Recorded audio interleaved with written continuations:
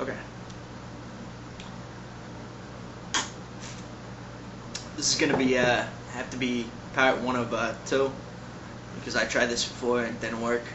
It was too long of a response. Okay, so let's start it off. Number 1, you say that you don't care what anybody tells you because you're never going to believe that it wasn't an inside job. Well, congratulations, spoken like a true skeptic. You're a man of convictions, I guarantee you that. Number 2, you claim that there would have had to have been plenty of time to scramble the jets, but there were only 6 jets ready in all of the United States on that day due to budget cuts in the military. You know, the peace dividend. I'm not sure what you base your assertions on that there was plenty of time to scramble jets, but I can take a guess. First of all, NORAD is not designed to intercept domestic aircraft that have been hijacked. It is designed to intercept incoming international flights, such as Soviet bombers. But perhaps you're basing it on the Payne Stewart incident of the speedy recovery, the supposed speedy recovery, in which, at 9:33 Eastern Domestic Time, 6 minutes and 20 seconds after N47BA acknowledged the previous clearance, the controller instructed N47BA to change radio frequencies and contact another Jacksonville ARTCC controller. The controller received no response from N47BA. The controller called the flight five more times over the next 4.5 minutes, but received no response. About 9:52 CDT, a U.S. Air Force F-16 pilot from the 40th Flight Test Squadron at England Air Force Base, Florida, was vectored to within 8 nautical miles of N47BA. About 9:54 CDT, at a range of 2,000 feet from the accident airplane and an altitude of 46,400 feet, a test pilot made 2 radio calls to N47BA, but did not receive a response. That's from the NTSB. Now it sounds all good at first for you truthers. That would mean the often claimed time of 20 minutes is correct. 20-minute intercept time is correct. But if you had listened carefully, you would have noticed the change of the time zones from Eastern to Central Time. Central Domestic Time is 1 hour on from Eastern Domestic Time. So contact was regarded as lost at around 9:38, and the fighters didn't get within 2,000 feet of Stewart's jet until 10:54. That's roughly 76 minutes from the controllers realizing that there was a problem to the intercept taking place. Luckily for me, truthers can't understand the concept of time zones because that, in fact, just proved my case. 76 minutes for an intercept. But perhaps you based it on the NORAD statement that it takes about 1 minute for NORAD, that it takes about 1 minute for it to contact the FAA to contact NORAD, and NORAD can then scramble fighters within a matter of minutes to anywhere within the United States. However, unfortunately for your argument, that statement was made after 9/11 and was in relation to the increase in NORAD response time, which they had worked on due to 9/11 in the first place. And even today, the scramble times aren't much better.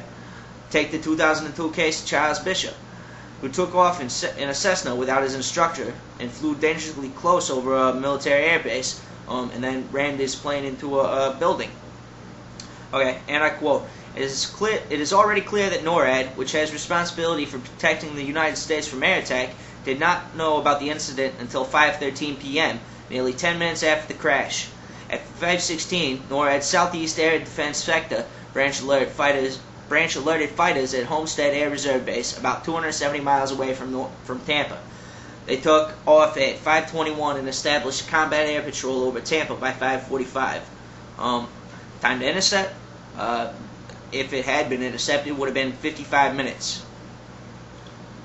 But it wasn't even intercepted. So we got an intercept time of 76 minutes and an intercept time of 76 minutes before 9/11, and we got an intercept time of 55 minutes after September 11th. So assertions regarding intercept times are just frankly ridiculous. Okay, now as to your assertions regarding the military exercises on 9/11, namely Operation Vigilant Guardian, the one having to do with the hijacked planes. Well, according to General Eberhardt, after the first attack, it took us about 30 seconds to make the adjustment to the real-world situation. Also, further damning for your argument is that because of the increased number of staff, The exercise would prove to be an enabler of rapid military response time for NORAD and its needs component, as senior officials who were manning NORAD command centers throughout the U.S. were available to make rapid decisions. So, contrary to truther assertions, the military exercises were actually a plus for response time, not a minus. Okay, number 3.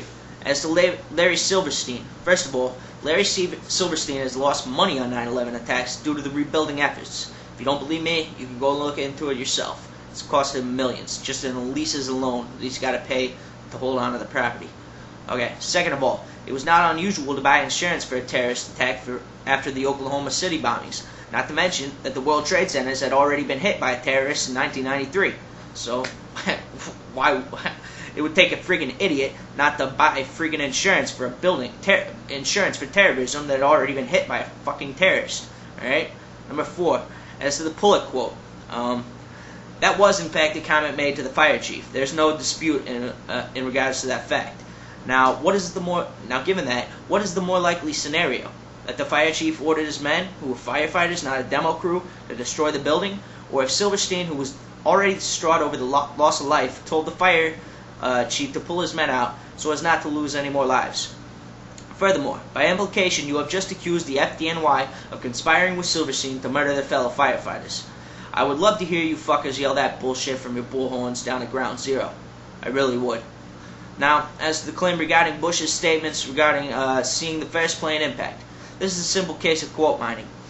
That comment was made well after 9/11. It is clear from the context that he was referring to what we all saw on our TVs when we turned them on that morning. Now, unless of course you're asserting they had a TV feed to the attacks in that classroom that morning, then I really don't see the point of that comment or how it's proof of anything. As to Donald Rumsfeld's quotes, again, another classic example of quote mining. Once again, in context, it is quite clear that he misspoke and meant brought down, not shot down. Okay. Now, what is really funny regarding that quote is that you truthers claim that Flight 93 being shot down is proof of a conspiracy, and that Flight 77 that hit the Pentagon not being shot down is also proof of a conspiracy. Basically, it's a no-win situation with you motherfuckers. You want it both ways, and you really need to make up your mind. Okay, number 5. As to the power down. That power down lasted 36 hours, and it was only for World Trade Center 2.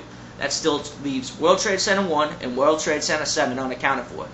Now, regardless, if your scenario is correct, then we must first assume that the security system ran off the same power grid as the rest of the building, and that in one of the most secure buildings in the world, they had absolutely zero security for that second 36 hours. Now, the second assumption that we make is that it would have only taken 36 hours to set the building up for demolition, which is totally specious assertion, which I will debunk now. Okay.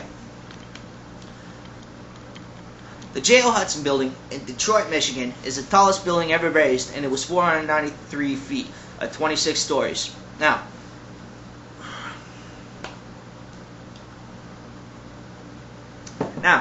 World Trade Center 7 was 570 feet, or 47 stories, or 1.3 times the height of the J.L. Hudson. Now, World Trade Centers 1 and 2 were 1,368 feet, or 110 stories, or 3.12 times the height of the Hudson building.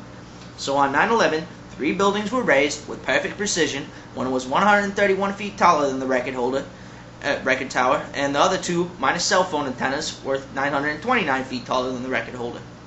Now, according to James Santoro of Controlled Demolition Incorporated, for them to bring down the Hudson building, and I quote, it took us 24 days with 12 people doing nothing but loading explosives.